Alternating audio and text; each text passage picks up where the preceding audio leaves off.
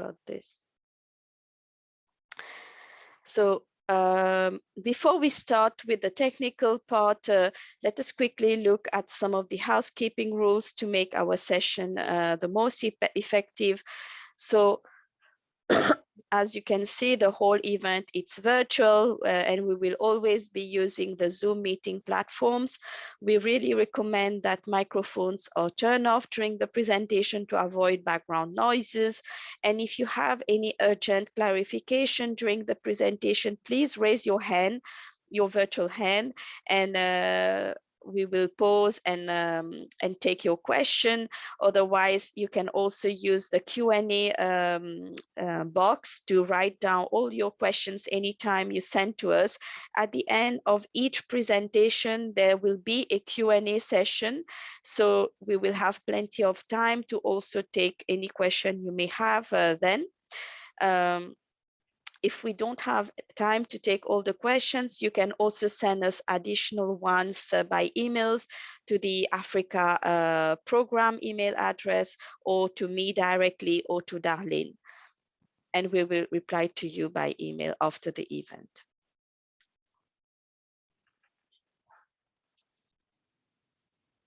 So, sorry. So this first slide, it's to show you how the data and modeling work of the IEA has allowed us to estimate the impact of the COVID-19 crisis on different energy and climate indicators. And what we see is that energy investment, it decreased in 2020 by more than 18%. And this was almost mostly due to oil and gas investment dropping dramatically in the upstream, midstream, and downstream. Also, energy demand decreased by more than 5%, which was led by a drop in the use of fossil fuels. Especially oil products witnessed a sharp decrease in its demand for transportation, being strongly affected by lockdowns and restrictions for international traveling. This also caused a historical decrease in CO2 emissions, which at that time was a good news. But in order to achieve long-term sustainable goals, the opportunity of the crisis should have been used to design recovery plans with a strong decarbonization focus. However, our recent 2021 analysis showed that unfortunately emissions have increased in 2021. Another one good news, though, for 2020 was that renewables emerged as the only area able to contrast with this decreasing trend. The pandemic has also had an impact on progress towards the Sustainable Development Goal 7 of reaching universal access to energy. Sub-Saharan Africa is now, in 2019, home to 3/4 of the global population without access to electricity. The number of people without access to electricity has been decreasing since 2013, and this is thanks to the progress made in several countries such as Rwanda, Kenya, Senegal, and Ghana. Still, this progress is being reversed as population without access to electricity is set to increase again in 2020, and this is due to several reasons. First, the pandemic has forced governments to shift their immediate priorities to purely emergency measures, resulting in a lack of financing available for expanding and improving electricity infrastructure. Then private companies deploying decentralized energy solutions such as solar home systems and mini-grids have faced operational and financial challenges. In addition, the pandemic and its consequences are also affecting populations that are already connected, preventing them from paying for modern energy services. So as a result, in 2020, close to 600 million people live without access to electricity in sub-Saharan Africa. And this means that there was around 5 countries being home to half of them. So there was Uganda, Tanzania, Ethiopia, Nigeria, and Congo DRC. So the future is very concerning. A delayed recovery would see population without access to electricity increase to even more, to 630 million in 2030, a time when sub-Saharan Africa will concentrate 85% of the global population without access. And a similar pattern is being observed for clean cooking, with population without access growing to 1.1 million in 2030, while in the immediate future, millions of households in rural and peri-urban areas are at risk of backsliding from modern fuels to charcoal, kerosene, or fuel wood.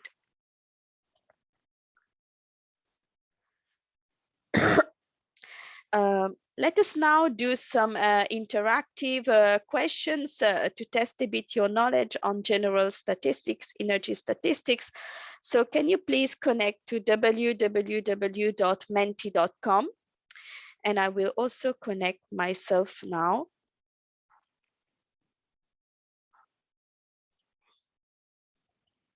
So please connect to www.menti.com and use the code that appears on the screen, 78, 96, 14, and 63. I'll give you some time to connect yourself.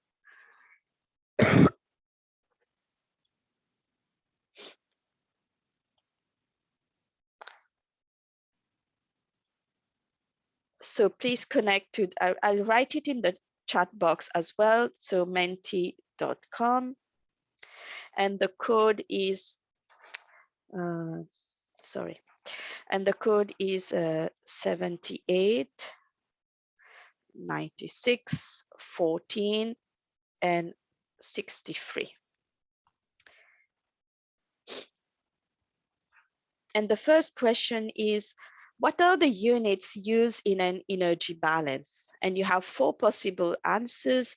Is it physical units such as cubic meters, tons? In an energy balance, do you use only energy units such as megajoules, kiloton of oil equivalent, British thermal units, financial units such as dollars, euros, or you do not know? So please connect to www.menti.com and send us your answer. As we said yesterday, for those who were not present, the Menti platform, it's anonymous. We do not see who's replying.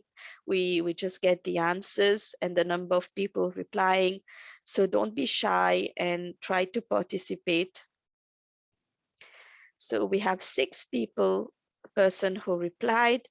4 said that in an energy balance, we use energy units. There's 1 that said we can also report physical units, and 1 that did not know.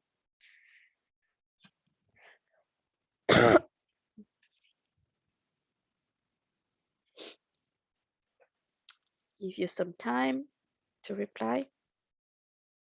So you can use your mobile phone, you can use your computer to access Menti.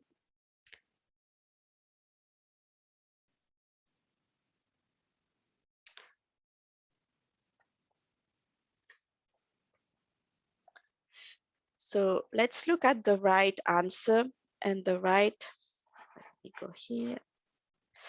So the right answer is, in an energy balance, we use energy units only, such as joules, ton of oil equivalents, gigawatt hour. But in a commodity balance, you can also use physical units. But in this case, the question was on energy balance. So here we use only energy units. And we will go in more details when we look at the different presentations in the sessions. Next question, what is a calorific value? So here, is it the quantity of energy contained in a unit of fuel, for example, megajoules per kilogram? Is it the temperature at which a gas changes phase? or is it the monetary value or price of a fuel per unit of energy? So what is a calorific value?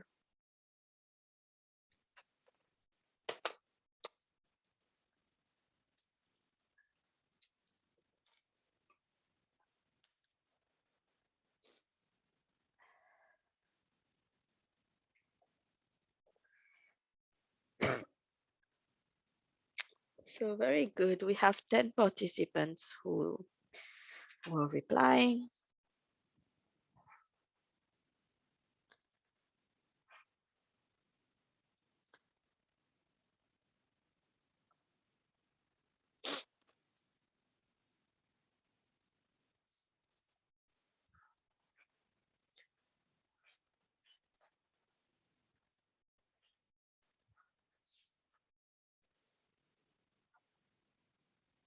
So let's look at the right answer. The right answer is most of you got it right. So a calorific value, it's the energy, it's the quantity of energy contained in a unit of fuel. And it's a very important concept. It's very important that when you're collecting data for each fuel, you're also collecting the corresponding calorific values. And we will put a lot of emphasis on this during the presentations. Next question. With which institutions do you cooperate for energy data work? So this is an open-ended question, and you can just write down whatever institutions that you work for energy data.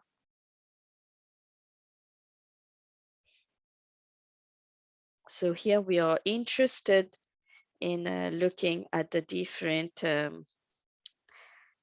entities, institutions in Rwanda that work on energy data. So we have someone that said NISR. So please tell us about the ministries, the power utilities, I don't know, the industries, rural, yeah.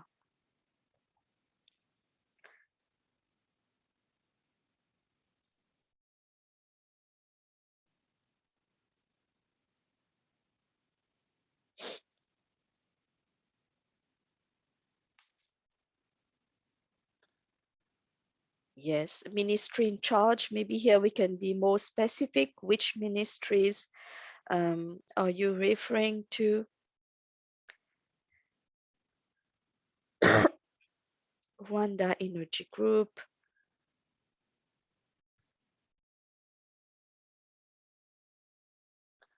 ADB, World Bank.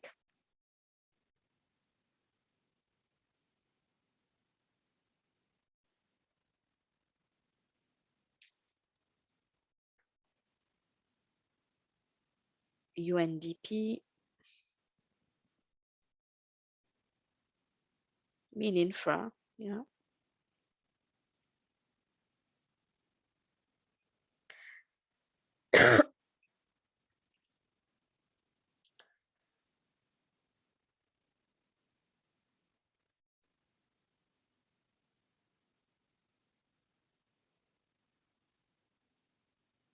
Excellent.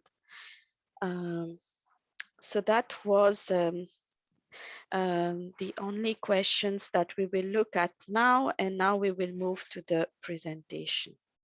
So I will share now my screen.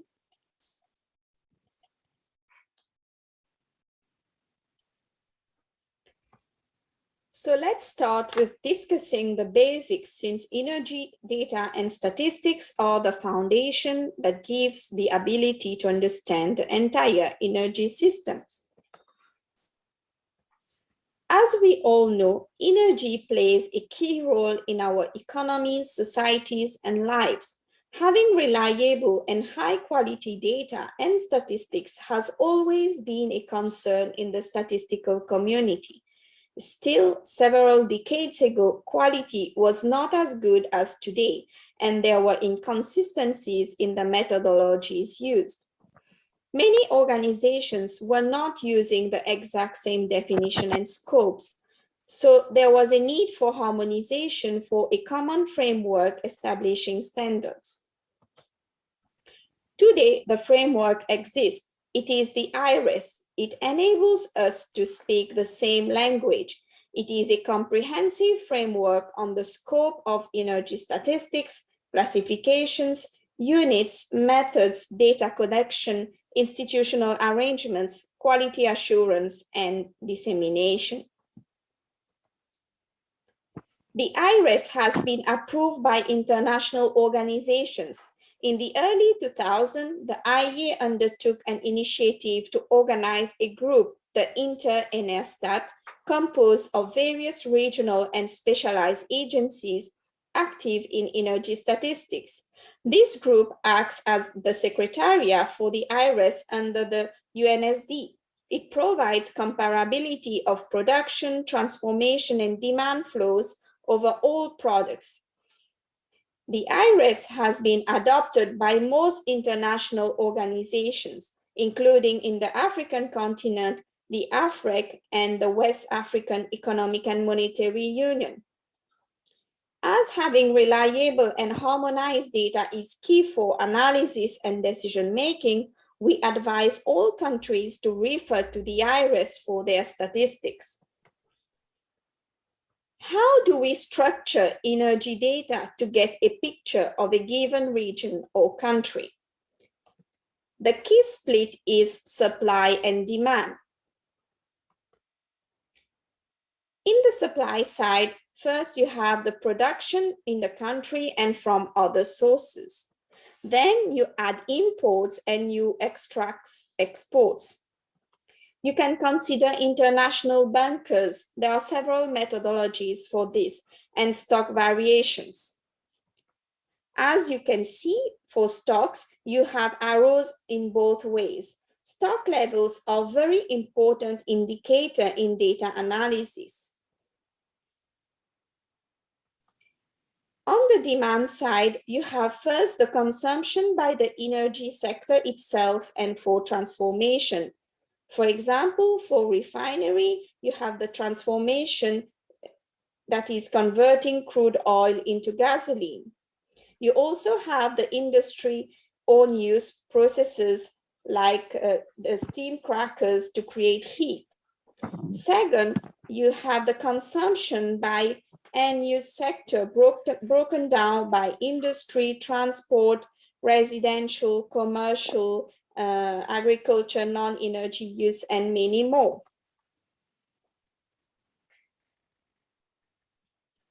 The two sides normally should match, but in reality they don't, and that's why we have statistical difference. Statistical differences can show the data quality and therefore is a very useful indicator. So statistical differences can have a meaning by themselves. This breakdown by supply and demand work for several levels at a country level, but also at aggregated regional levels. In which units shall we treat energy data?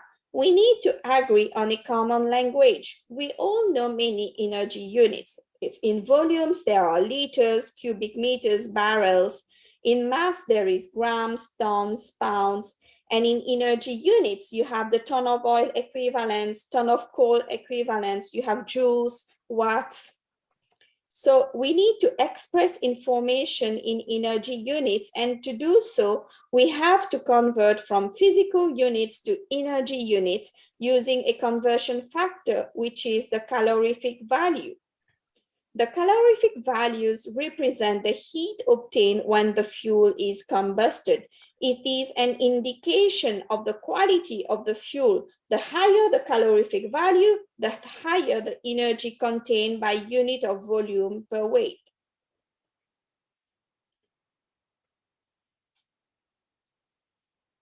Therefore, it is useful to understand the quantity of energy if you want to generate as much energy as possible. And I ask you to choose between 1 cubic meter of wood 1 liter of oil, and 1 ton of coal, you need to know the calorific value to make the best selection. So calorific values have variations, and it varies among fuels and within the same product depending on the quality. See here the example of Morocco and South Africa, where you have the same product, which is bituminous coal, but with different calorific values depending on the quality. So whenever you collect energy data which is usually in physical units, you need to also collect the associated calorific value. It is even more complex as there are 2 different calorific values, which is the net calorific value and the gross calorific values. When you burn a fuel, you get the useful heat and water vapor that is not recoverable. Gross calorific values includes both, that is the energy of the fuel and the energy in water vapor coming from the humidity in the fuel when it is combusted. Whereas the net calorific values, it includes only the useful energy. Therefore, gross calorific values is always higher than the net calorific value. When a calorific value is reported, it is important to also ask whether this is on a net calorific value or gross calorific value basis. From one, you can calculate the other with standard ratios. Now, let us look at an example. When a country reports its energy data, it is usual to give 1 unique number for the physical quantity and 1 unique number for the calorific values. Here, let's take the example of a country with 2 fields of gas. Each field has a different calorific value and produces different quantities of gas. When you compute the total gas production, what calorific value will you use? In this case, we have to report the weighted average calorific value because it will take into account first the weight of each source of gas, and second, it will provide us a better estimate of energy supply and demand figures. Wrong net calorific values could bring to statistical differences over-reporting or under-reporting in energy units.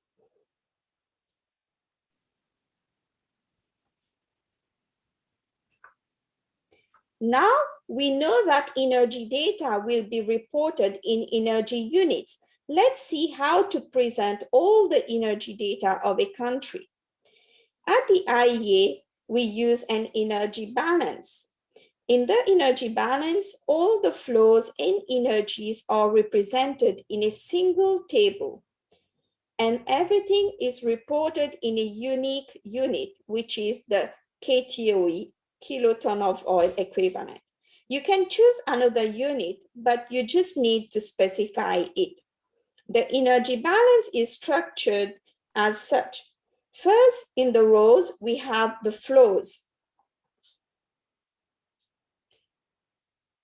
which is first on the top part, you have the supply. Then you have the demand, which includes the energy sector own use by a refinery. For example, you have the transformation, for example, from gas to electricity, from crude oil to oil products, and you have the end use consumption.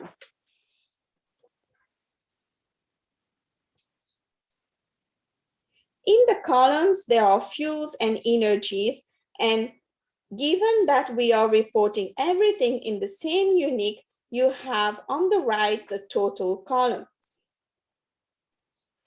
All this is very useful because all the energy data of a country are included in a table, and you can easily see the key information such as what is the first fuel in the energy mix in terms of supply, what is the first source of energy to generate electricity, which sector consumes the most energy. You can also compute sophisticated indicators such as energy self-sufficiency.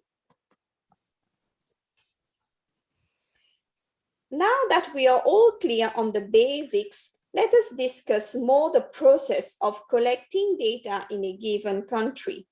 Here we present generalities. Everything might not apply to your country's context, but it comes from our experience of working with several countries. In view of the role and importance of energy statistics, one would expect basic energy information to be available in a reliable and timely way, but it is not that easy. If we want to have detailed and reliable energy data, it is helpful to have an entire ecosystem and set of enabling conditions. First, we need to have a collection system, and this includes several pillars.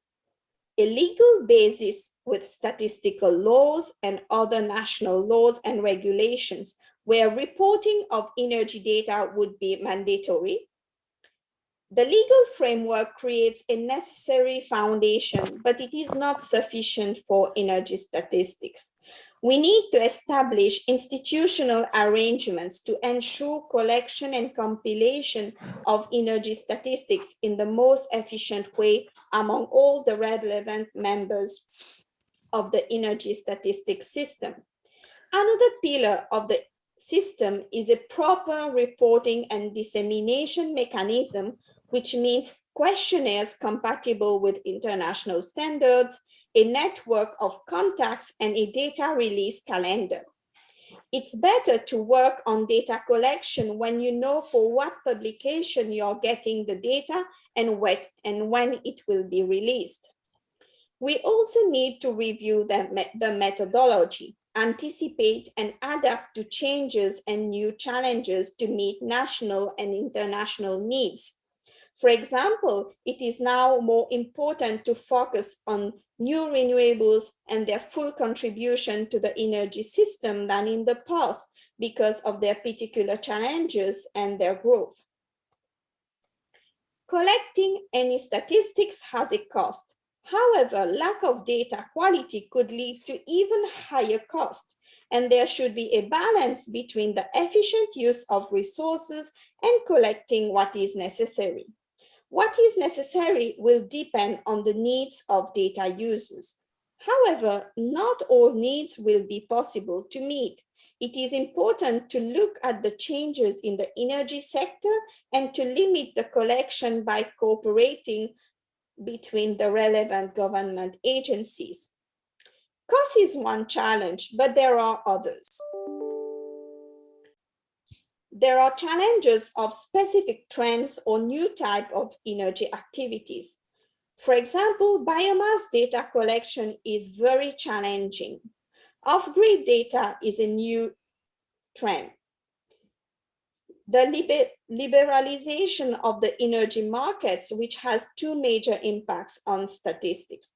First, while in the past we could obtain detailed information from a single national company, now many surveys are required to have a comprehensive view of a sector.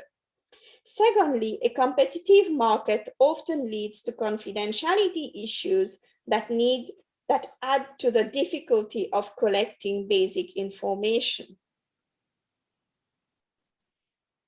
Other challenges are lack of resources and also the forced turnover of staffs. The process has several steps. We have to collect data, verify them, process data, and then disseminate them. Here we illustrate the data chain of energy statistics. Let's imagine a real activity. In a gas field, we extract gas, which is production. It is sent to the power plant, which is a transformation. And then we use the electricity for powering air conditioner equipment, drive an electric vehicle, and this is the end-use consumption of electricity. The data for all of these activities needs to be collected, and this step is called primary data collection. This is where you might be involved. That is, discussing with the utility that reports the quantity of gas used for power generation, conducting the surveys to households to understand how many air conditioners they have, looking for information on the consumption and efficiency of an air conditioner, etc. Then national administrations submit these data to international organizations in a certain standard format. For the IEA, it is mainly the energy balances. These data will be consolidated with others of other regions and compared to previous years. Once enhanced data are available, they can be used by first governments to shape energy policies, for example, to support electric to three-wheelers or energy efficiency standards for air conditioners. Then it can be used by the private sector and investors. And it can also be used by the civil society. NGOs can look at the CO2 emissions and call for more policies to reduce energy-related CO2 emissions. Who are the players involved? In terms of players involved in energy statistics, one of the most important one is the Energy Ministry, which sets policies of the country, and the other one is the Statistics Office, which is usually in charge of statistical compilation within the country. Usually some processes exist between the two for sharing data. The ecosystem is made of many other stakeholders, which are all very important, and collaboration between them is key. Energy regulators might have a lot of data, but they would have an incomplete view of the supply side without trade data. This is true for imports of fuels, but can also be interesting for off-grid solar systems or solar panels. Information on the demand side will also be incomplete without some form of comprehensive surveys. Ministry of Transport may have data on cars and trucks that will complete your understanding of energy statistics.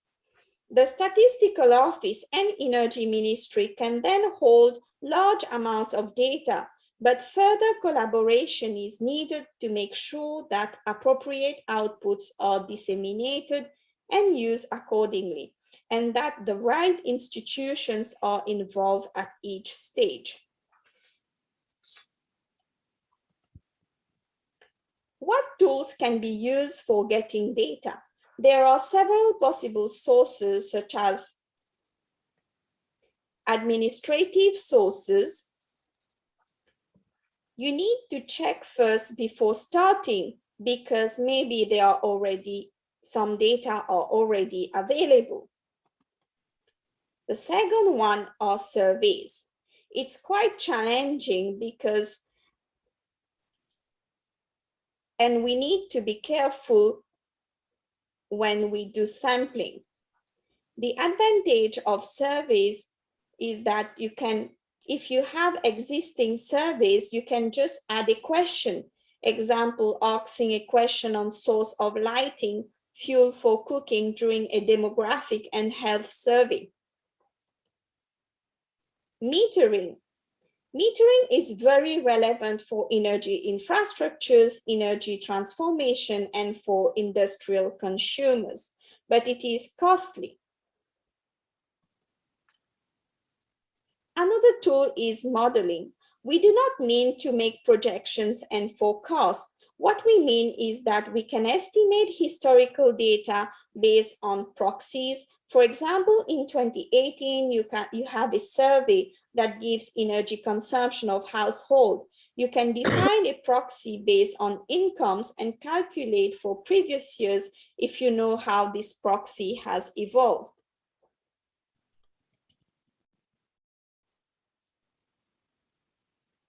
One important point is statistical confidentiality. Confidentiality should be taken very seriously. It is necessary to prevent unlawful disclosure of confidential data.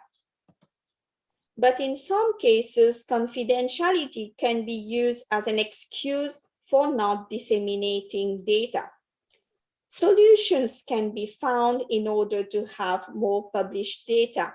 And so a dialogue between the government and the private sector is needed in order to ensure that the data becomes accessible and treated without negative consequences for the company providing them.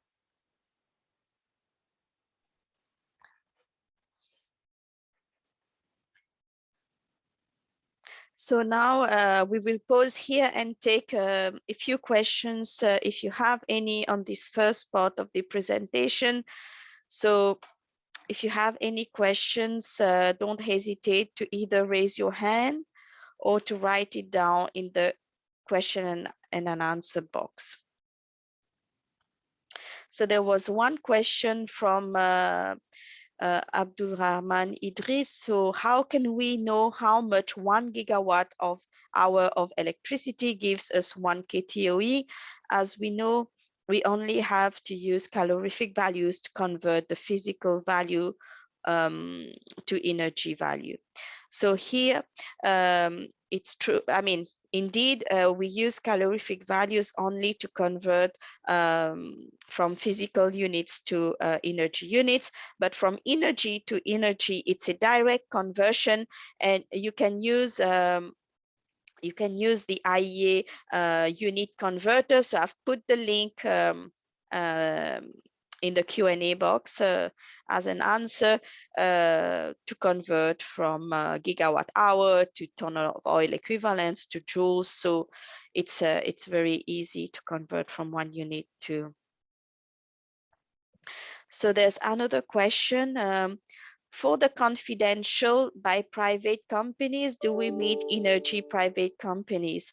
So yes, so here sometimes some companies, especially when there's like a monopoly on a specific market, they don't want to share data with us with the ministries.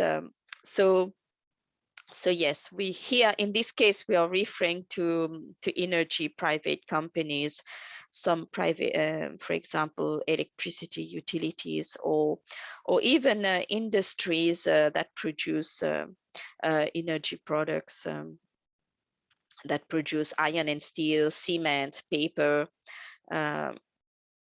So yeah. Any other question?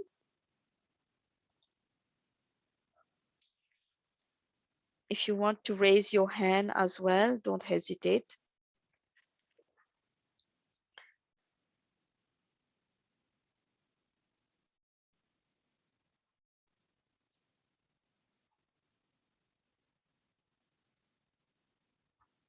So if we don't have any other question, then I will move on with the rest of the presentation. Then we will do another Q&A session as well. So let me continue.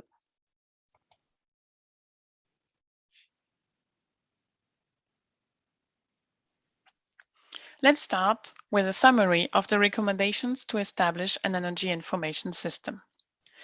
One should establish a solid legal foundation.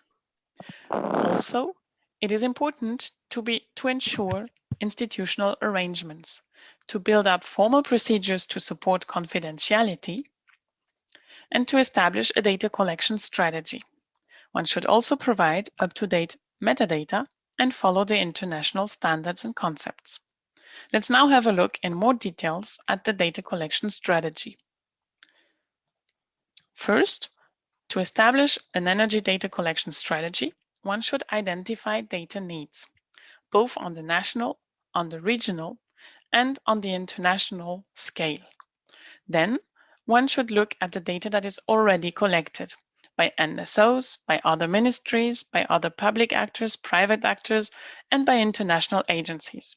Once these are compared, we will be able to identify data gaps, which are the data needs that are not yet collected with the proper requirement levels. That could be on frequency, on level of detail, on definition, etc.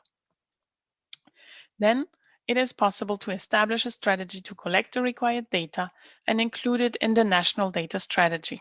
This should include a legal framework, the allocation of resources, and the procedures for data collection and validation. And this is what we will have a look at now, the data validation.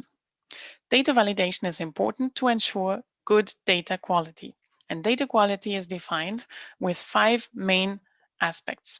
First, relevance. The statistics should meet the needs of the users.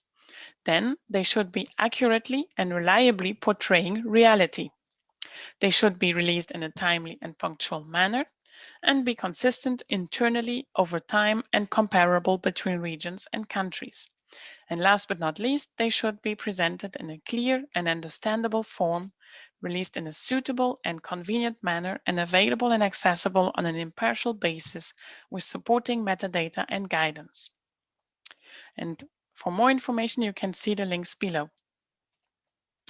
How to ensure data quality? We need to do different data validation steps. And the first thing to do is to check the internal consistency. Things to look out for are if one field is supposed to be the sum of 2 others, is it?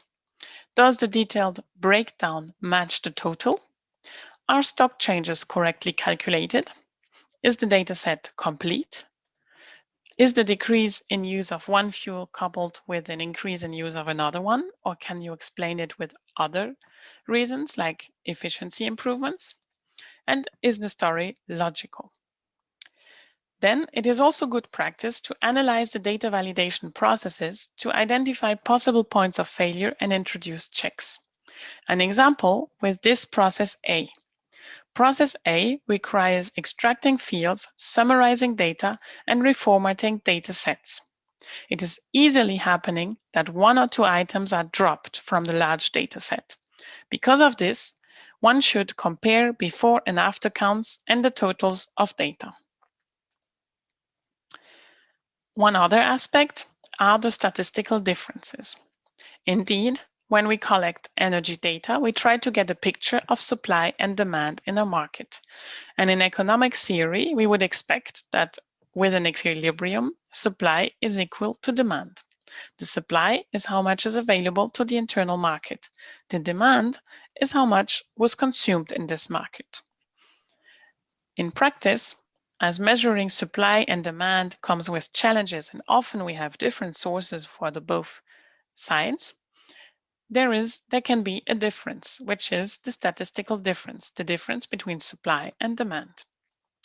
And this statistical difference can help us validate the data. Indeed, high statistical differences can be a red flag, often when it's more than 5% of the deliveries to the market. But we say that a statistical difference of 0 can also be suspicious, as it might mean that it was hidden in one of the commodity balances flows. So what can I do if an issue arises with a statistical difference? One should check the completeness and coverage of the data, check if there is double counting. One could have a review of the definitions and methods of data sources, check calorific values for supply and demand, and check if there are any new trends missing in the dataset. A specific example to verify electricity statistics is to verify the on-use and the transmission and distribution losses. First of all, the on-use. On-use of electricity by power plants as a proportion of production is not expected to vary significantly year on year.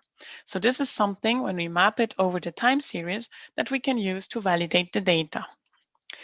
Similarly, transmission and distribution losses should not go above 10%, at least the technical transmission and distribution losses.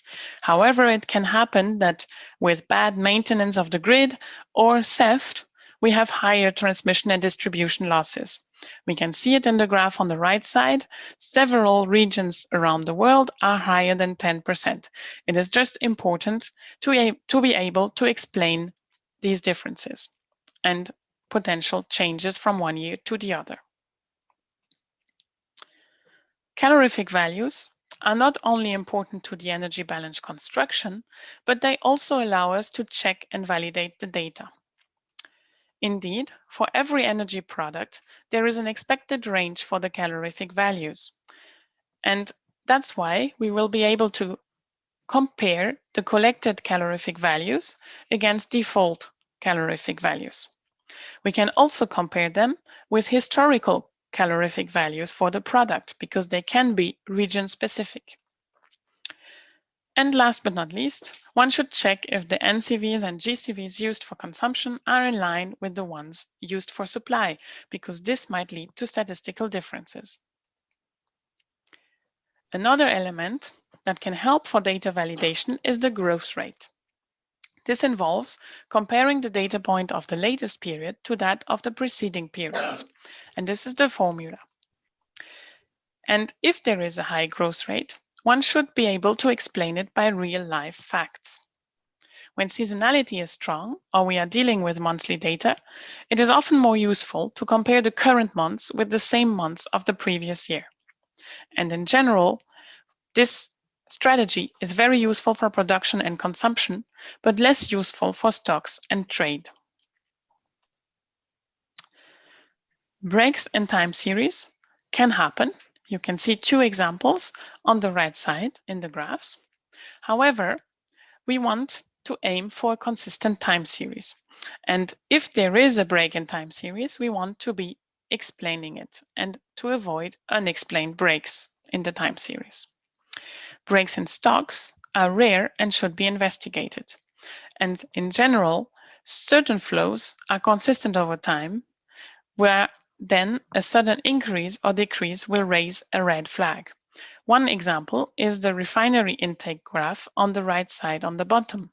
Here you see that for 1 month, April 2005, we have a very small refinery intake.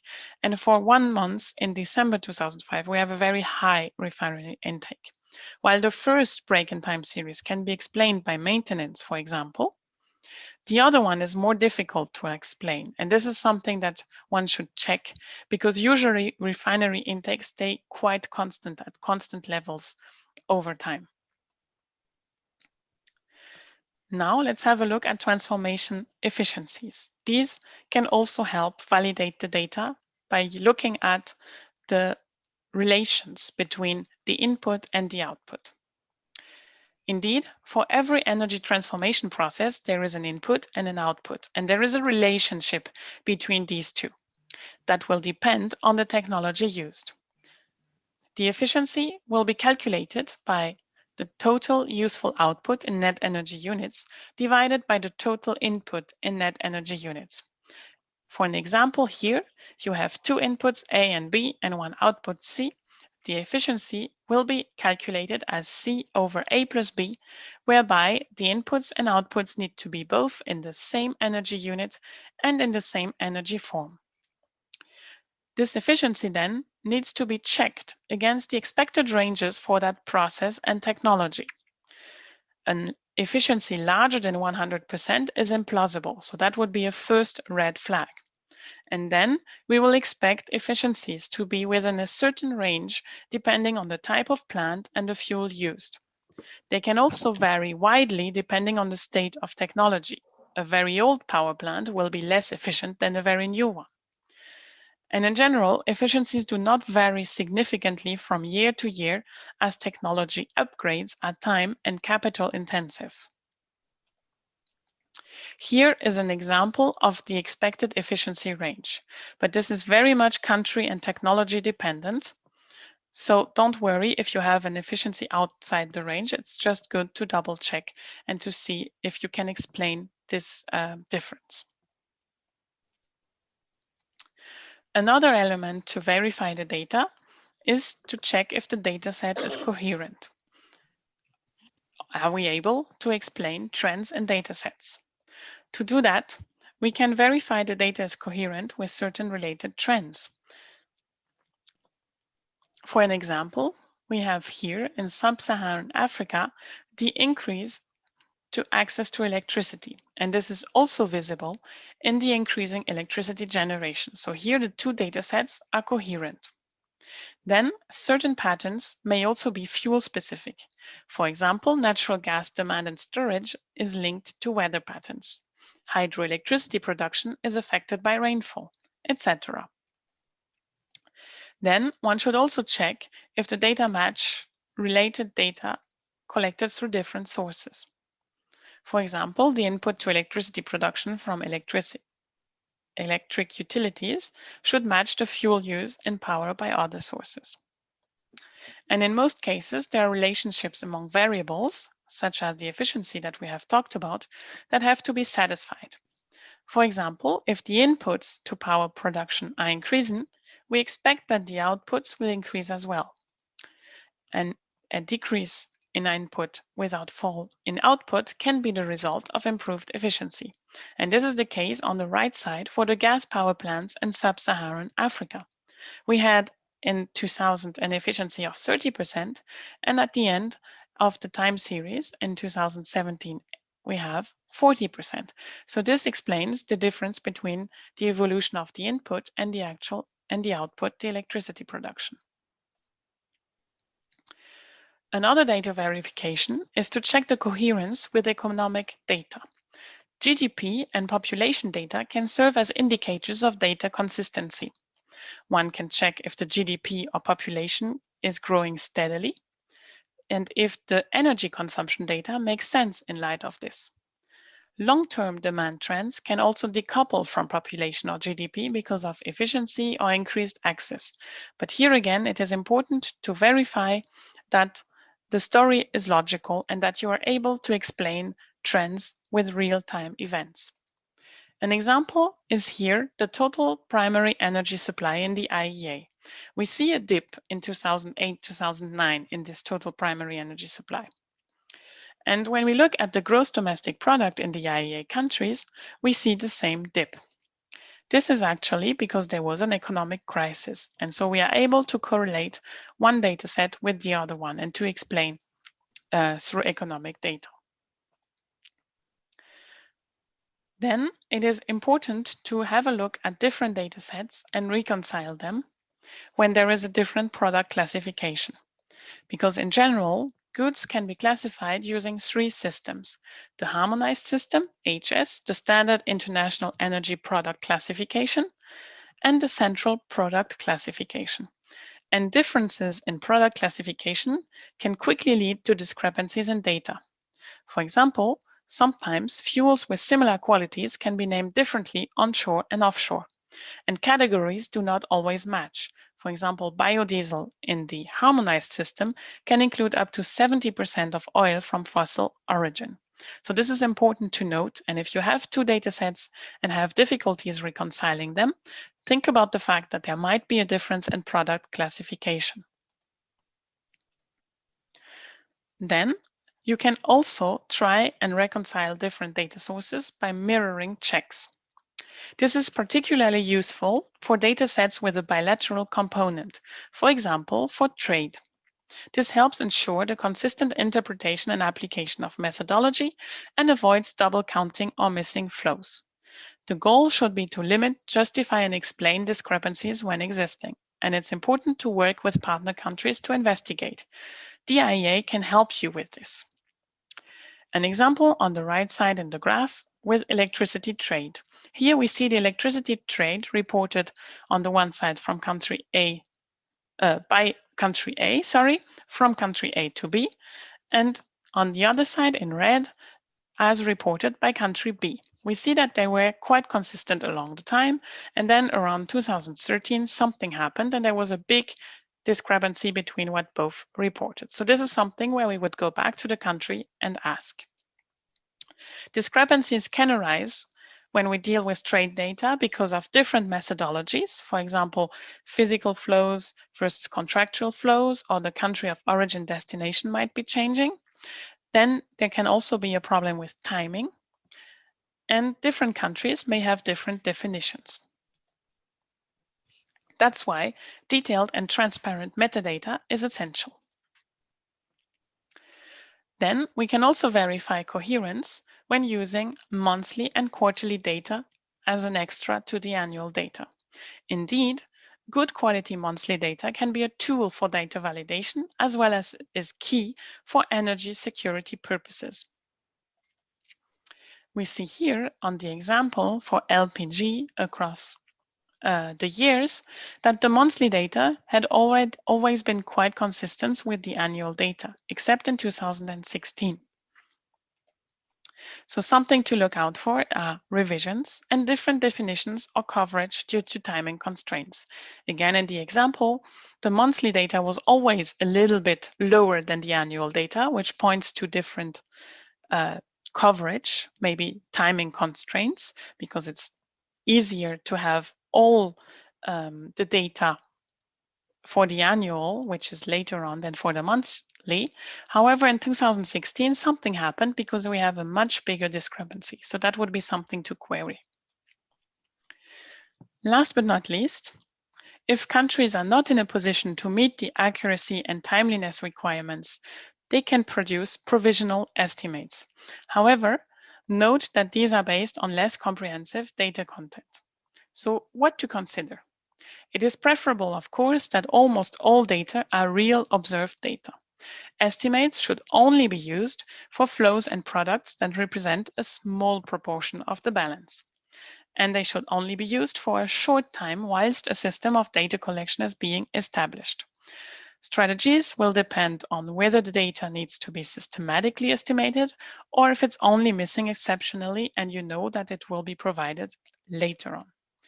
Whenever a data point is estimated, this should be clearly marked and defined in the metadata.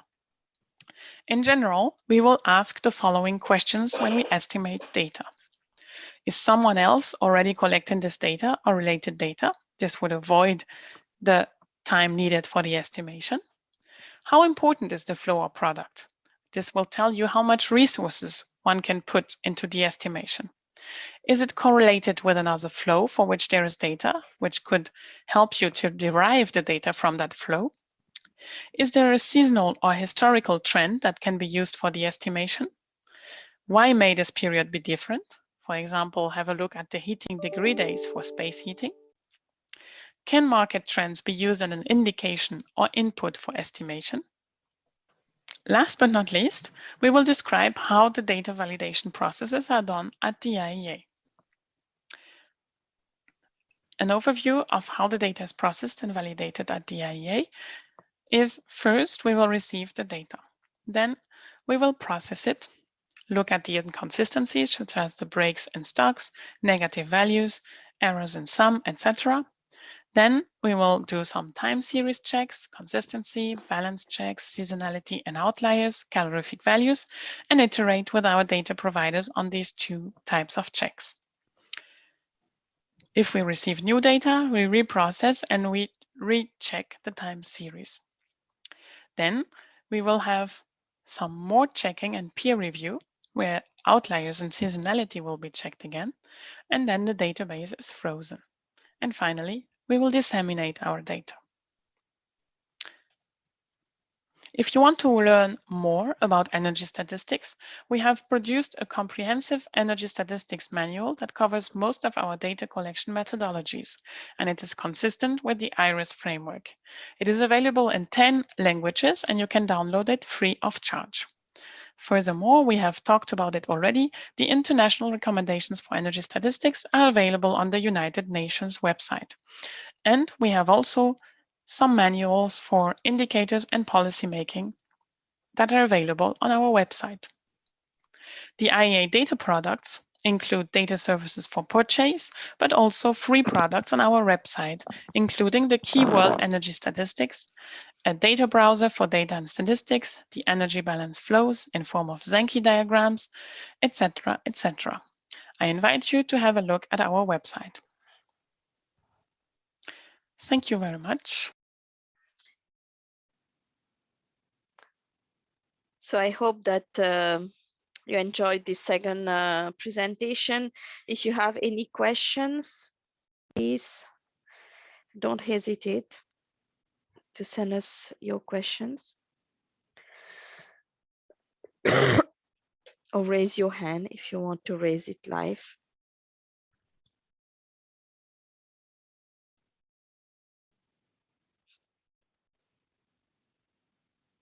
As you have seen, data validation is very important step. Collecting data is one step. Validating the data to make sure that everything makes sense, that the methodology used is consistent and coherent. It's very, very important. Also having proper metadata,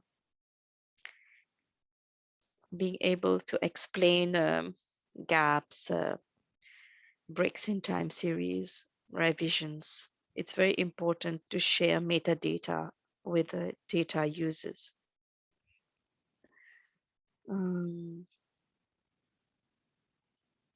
I don't see any questions in the Q&A box, neither in the chat box.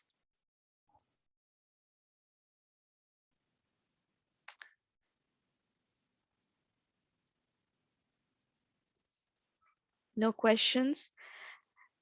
Then I will, in this case, I will pass the floor to Mark.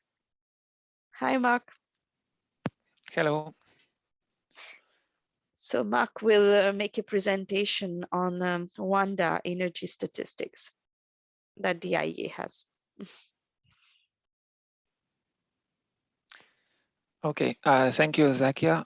Can you confirm if you can see my screen? Yes. Okay, great. Well, good afternoon, everyone. It's really a pleasure to be with you today. My name is Mark Casanovas, and I am in charge of the data collection and energy balances creation for Rwanda at the Energy Data Center of the IEA. So I'm very happy to share our knowledge today and to learn more about Rwanda's energy sector from you. So today in this very short presentation, I will just do an overview of the energy data that we currently have for Rwanda, as well as the challenges that we face in data collection currently. So let's get started. Here is the current draft we have for the 2020 energy balance that we have in our database. So just as a reminder, as you saw during Zakia's presentations, we work here in energy units. So in this case, in 1,000 tons of oil equivalent. And this annual table is split between the supply side and the demand side. So in the demand side, you can find the transformation, for example, oil to electricity. You can also find the energy sector on use, for example, the consumption in electricity plants. And of course, in the demand side, you will also see the final consumption, the total final consumption, which would include also several flows that are not shown in this slide, but that would be mainly industry, transport, and other sectors, including residential and commercial and public, etc. So, well, this slide is just an overview of how data is processed and validated at the IEA. So, well, it was just now presented during the presentation, but just as a reminder, so data are first received, then we process it, checking for inconsistencies, negative values, some errors, etc. Then we have the time series check, in which we check for consistency, balance checks, seasonality and outliers, calorific values, etc. And we iterate with data providers. And then if we receive data, we go back to the start. And finally, we have more further checking and peer review. And the database is then frozen for publishing. Now, in the case of Rwanda, specifically, our data comes from the Rwanda Energy Group and its subsidiary Energy Development Corporation Limited, also from the Rwanda Utilities Regulatory Authority, and from the National Institute of Statistics of Rwanda. So in addition with this, we also work with other secondary sources, mostly international organizations such as the International Renewable Energy Agency, the Food and Agriculture Organization, the International Civil Aviation Organization, and also the United Nations Statistics Division. So in the processing step, the issues we encounter typically are mostly related to incompleteness of the data we find in reports. Sometimes also the incompatibility between our methodology and the one that is used for the reports. So not the same classification of flows, for example. Another thing is different sources often lead to inconsistencies. This can happen for a few products. And as was already said also in the presentation by Zakia, the lack of access to metadata that would help us with the data verification and integration. So in the time series check step, which is the step we are currently at, we need to estimate some of the electricity generation efficiencies, and also, of course, the fuel input to electricity plants. So this is not for all electricity plants, but there are still a few, there are some fuels for which we still need to estimate this. We also have a few breaks in time series caused by changing sources during the years. So this is something we are also working on. And more specifically, we lack data on solid biofuel supply and also on the energy sector on use. As you could see in the draft energy balance for Rwanda, we don't have any data for this. So this is something we would also like to work on. So this is again the draft energy balance of Rwanda for the year 2020. So I just wanted to say that there have been very substantial improvements during the current cycle in terms of data sources and also the quality of the data provided. So in terms of disaggregation, for example, there has been a big improvement. So I would like to use this occasion also to thank you all for the good work. On our side, at the moment, we only have a draft of this energy balance of Rwanda, which is the one that you can see, but we are also working on revisions of the time series thanks to new information that we received, in particular for year 2019. So this is also something we are taking into account this cycle. The majority of the balance of this cycle comes from RURA, which sent us oil products and electricity information. So this is including hydro and solar PV, using the IEA Balance Builder template. The electricity information includes data from Rwanda Energy Group. And additionally, we extract electricity capacity information from RAG publications as well.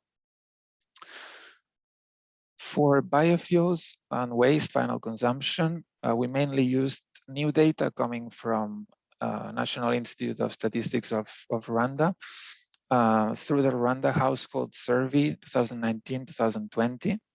So this was sent to us this cycle, and it includes very precise and disaggregated data. And it also highlights the fact that solid biofuels production and demand, particularly demand, have been underestimated in Rwanda in previous years. Coal supply and demand data are provided by the UNSD, as we don't have official sources in this case.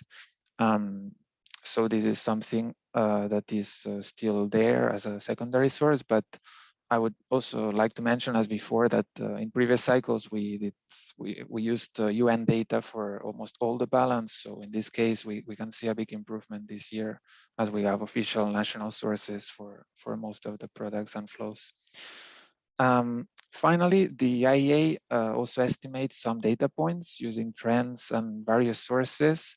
So in particular for biofuels and waste, and also natural gas production and transformation.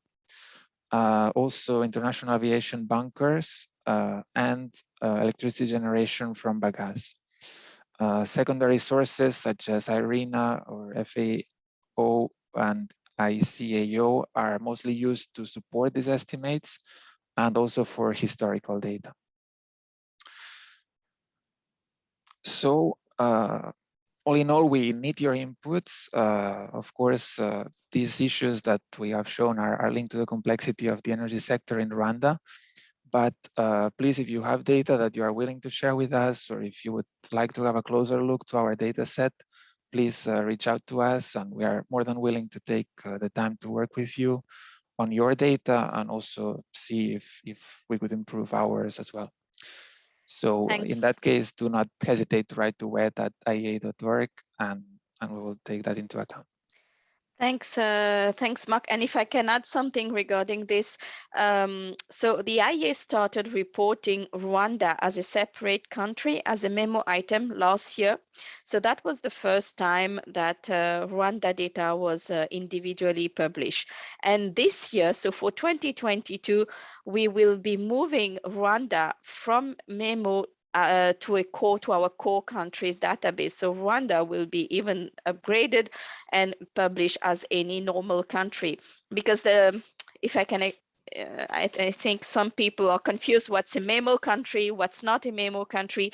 So when we publish a memo country, it's like a transition phase where we still include that country in our regional grouping, other Africa.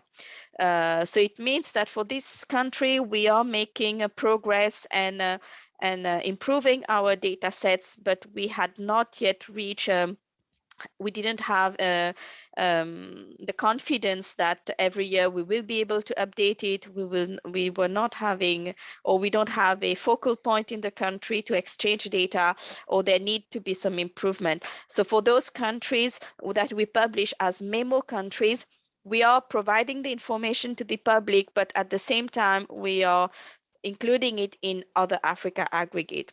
So for Rwanda, that was the case last year. And this year we have decided that the data quality has improved considerably. The cycle, as you have just seen, and Mark has shown that we are using a lot of new data, official data sources, national sources, and this qualifies it makes us confident to publish Rwanda as a core country and get it out of this aggregated other Africa. So that's a very good news. And also on the IEA website, we are working to show more Rwanda data. So this, for example, now we have a dedicated page for Rwanda that we started populating. This should have already been done before we start the training, but because of the current situation and other priorities that crop up, we are a bit delayed in the process, but we have a dedicated Rwanda page. Maybe I can share the link already with you, because soon you will be able to access. I'll put it in the chat box right now to show how at the IEA we are disseminating more and more information. So yeah. So this is a new page that was developed this week, and where you will be able to find more information on Rwanda in the coming days and weeks. And also, I mean, in many, you will be finding more and more Rwanda statistics on the IEA website. So I hope that we will be able to develop this cooperation even further and show how well we are working together. There's a question in the Q&A box. Which year is your current energy balance data? So for 2022, we will be publishing 2020 data. Usually we are year -2. We are publishing year -2. So last year, in 2021, we published 2019, and this year, our data is usually published in July, August, and we will be publishing 2022. And I know that some of the colleagues, some of the participants of today's training are our contact persons, but we will be very happy to even have bilateral meetings with you to discuss in more details some of these data. And we are very interested, especially in the cases where we are using secondary sources, if there are some primary sources that we can switch to,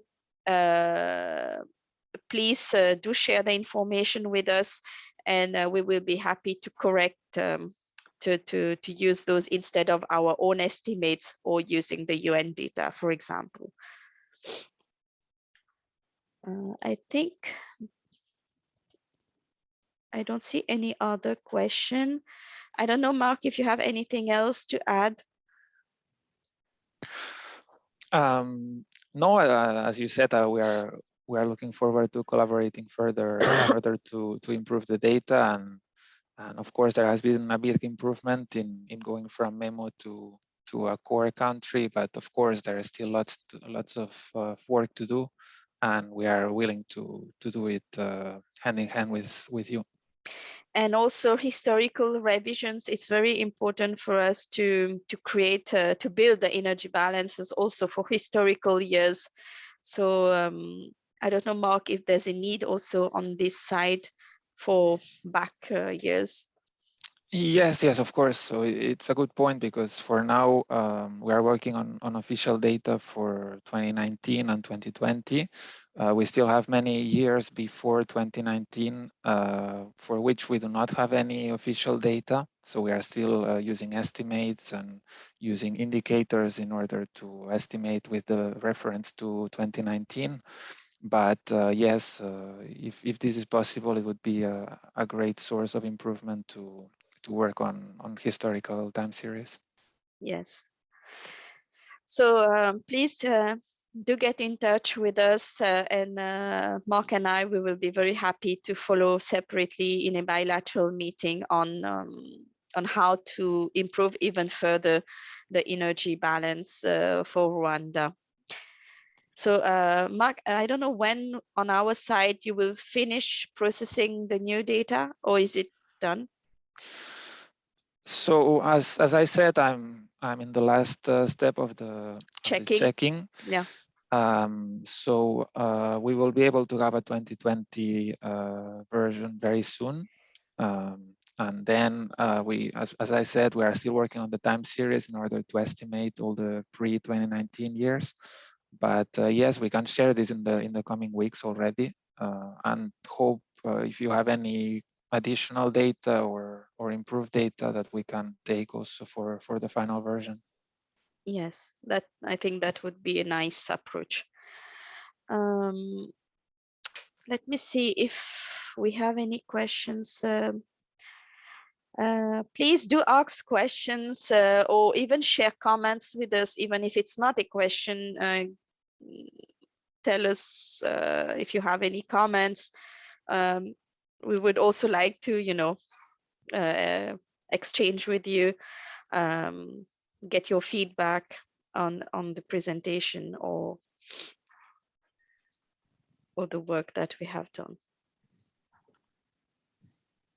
Yes, so the energy balance, it's produced annually, so it's an annual update, and it's published usually in July.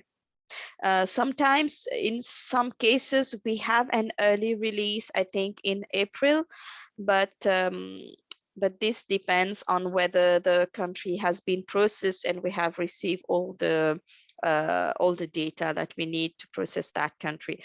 So I'm not sure if Rwanda will be published in April, but definitely in July.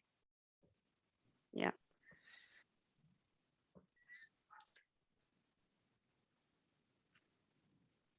If there are no other questions, also I would like to emphasize maybe on the natural gas part for Rwanda, because we know that there are not lots of data for now, especially for the production and the input to electricity plants. So this is something I was referring to in my presentation, but we did receive data for oil products, for input to electricity plants, for example. But for natural gas, I understand it is not very easy to collect this data on Rwanda side. So I don't know if anyone could help us with this, or if they have any other information that would be helpful as well.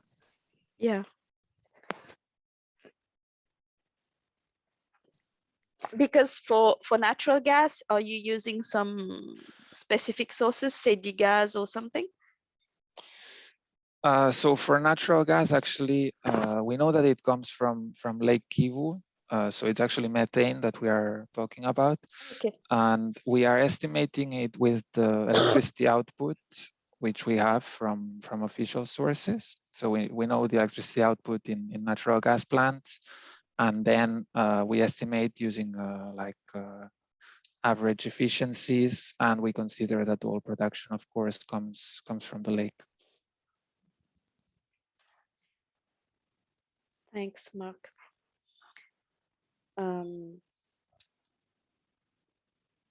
Any other question? We have some time. I mean, we have a few more minutes. So if you want to raise any question or any comment, please do take this opportunity to do so.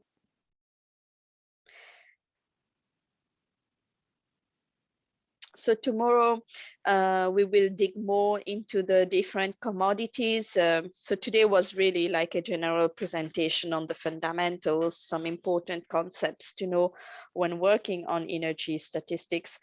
But tomorrow we will look at each, at coal, oil, natural gas, renewables, electricity in more details, and learn the key concepts to take into account when dealing with those fuels. And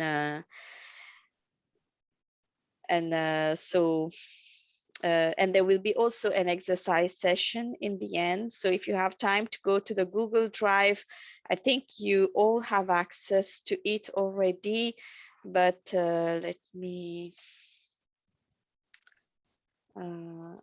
yesterday I had shared the link as well. Let me resend you the link if I can.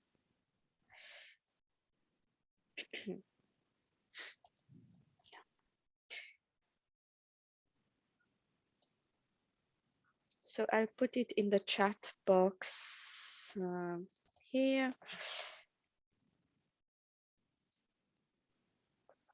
So, and also, Mark, if you can show the next slides. So very quickly, just for your information, we had a list of key stakeholders of working on the energy sector that we have tracked for Rwanda, and also some key policies that we have been able to track. So if there are some more stakeholders and some other key policies that you think we have missed, please do share with us. And also for the next slide, and also regarding planification tools as well. These are the list of planification tools and some elements that we have been able to find, and also some key objectives and targets regarding electrification, national determined NDC targets as well. So if you have more such information or something we have missed here, please do share with us. We are interested in keeping a track record of these for your country. Any other question? No other question?